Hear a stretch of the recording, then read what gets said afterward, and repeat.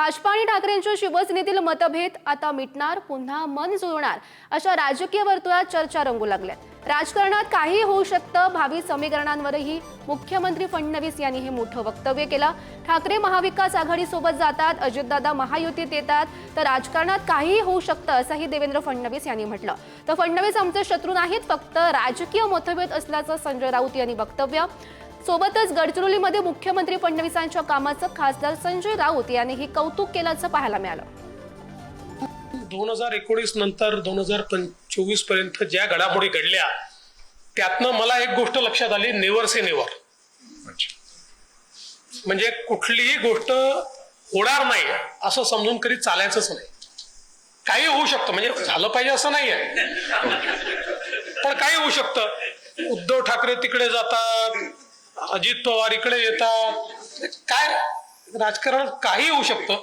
असं व्हावं असं बिलकुल नाही, किंवा ते होणंही काही फार चांगलं आहे या मताचं मी नाही। पण आता शेवटी राजकारणामध्ये हे लक्षात ठेवलं पाहिजे की खूप ठामपणे असं होणारच नाही असं ज्यावेळेस आपण म्हणतो त्यावेळेस राजकीय परिस्थिती तुम्हाला कुठे नेऊन बसवेल याचा काही भरोसा नसतो। महाराष्ट्राच्या राजकारणात म्हणाल तर एक कायम आम्ही एक संस्कार आणि संस्कृती पाळली।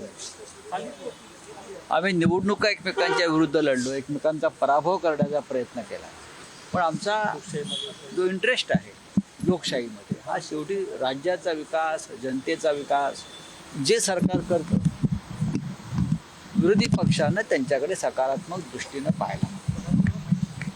जसं देवेंद्रजी फडणवीस यांनी गडचिरोलीमध्ये काही चांगलं काम करण्याचा प्रयत्न केला, सुरुवात केली, आम्ही त्याला पाठिंबा दिला। फार मोठी परंपरा राज्याला आहे की व्यक्तिगत शत्रुत्व न ठेवता राजकारण केलं पाहिजे।